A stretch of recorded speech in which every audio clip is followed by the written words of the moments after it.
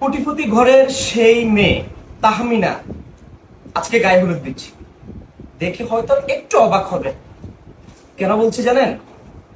পিছনে ব্যাকগ্রাউন্ড আমরা যেখানে বসছি সেটা দেখেই আপনাদের বোঝা উচিত যে আসলে সে কোটিপতির ঘরের মেয়ে, এই জন্য এখানে বসেই হলুদ দিচ্ছি।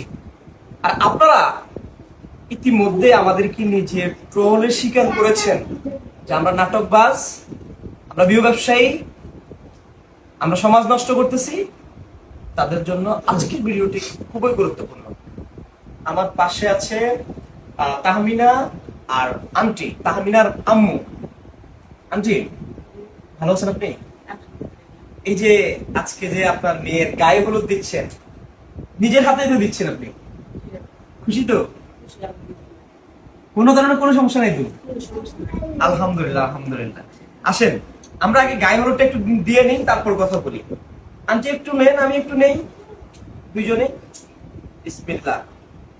তাহমিনা শুধু মানে এমন এটা না যে ওর কেউ নাই, হ্যাঁ তাহমিনা হচ্ছে আমার বোন।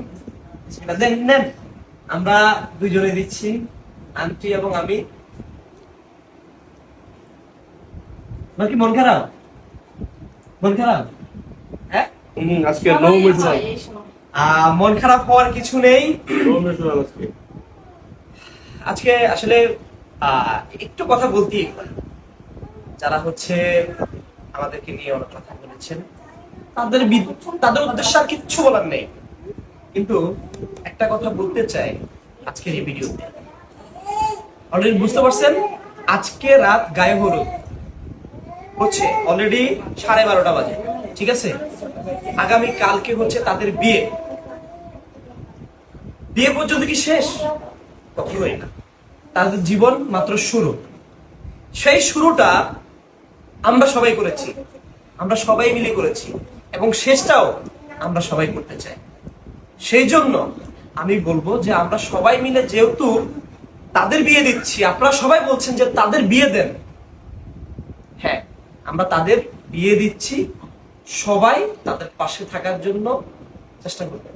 শুধু বিয়ে দিয়ে দিব শেষ, ওরা ওদের মতো না, ওদের খোঁজ খবর নিতে হবে কি অবস্থায় আছে, কারণ বিয়ে দিতে আপনারাই তো বলছেন। হ্যাঁ, এবং সে মন থেকে গিয়েছে সেই ছেলেকে বিয়ে করতে। কেন জানেন? আমি বারবার একটা কথা বলতেছি, আমার এই বোনটা ছোটবেলা থেকে অনেক কষ্ট করে সে বড় হয়েছে। সেই কষ্টের কারণে সে আজকে এমন একটি ছেলেকে বেছে নিয়েছে যেই ছেলেটি কখনো তাকে ছেড়ে না যায়। একটা সুন্দর স্মার্ট ছেলে তার পাশে আসলে হয়তো 2 দিন বাদে ওই ছেলে চলে যেতে পারে। এই জন্য সে হচ্ছে ওই ছেলেকে বিয়ে করছে। কথা সত্য না? এটাই সত্য। এই যে তুমি যে কালকে বিয়ে করতেছো, ভালো লাগছে, বোঝানোর মতো না। এই যে যারা তোমাকে নিয়ে নেগেটিভিটি ছড়াইছে সারা বাংলাদেশে, তুমি নাটক করছো, তাদেরকে কি বলবে? এই যে এখনো তুমি গায়ে হলুদে বসে আছো, তাদেরকে বলা হতো তুমি বাসায় বসে, তারা তো ভিডিওটা দেখে তাহলে বুঝতে পারবে আমি নাটক করছি না, আমি এই বুঝতে পারবে তারা ভিডিওটা দেখতে। আমার বোনকে অনেকে বলছেন মহাকাব্যের মহারানী। হ্যাঁ, উনি মহাকাব্যের মহারানী এই জন্যই যে তিনি এমন একজন মানুষকে বেছে নিয়েছেন, এবং আমি মনে করি বাংলাদেশের ইতিহাসে এই ঘটনা আমার মনে হচ্ছে না কেউ করছে, এবং এরকম একজন মানুষের পাশে এরকম একজন মানুষ, একজন মেয়ে গিয়ে দাঁড়িয়েছে। আপনারা অনেকেই বলছেন সে কোটিপতির মেয়ে, ঠিক বলছেন। কি জন্য? তার ড্রেস আপ, তার চলাফেরা, তার চেহারা মাশাআল্লাহ, কিন্তু সেই কোটিপতির ঘরের মেয়ের নয়। আপনারা দেখতেই পাচ্ছেন, কিচ্ছু বলার নাই। আর তাদের জন্য দোয়া করবেন, তাদের পাশে থাকবেন, এটাই বলবো। যে যেখান থেকে দেখছেন ভিডিওটি সর্বোচ্চ শেয়ার করে দিয়ে আমাদের সাথে থাকবেন, ওদের সাথে থাকবেন। আল্লাহ হাফেজ, আসসালামু আলাইকুম।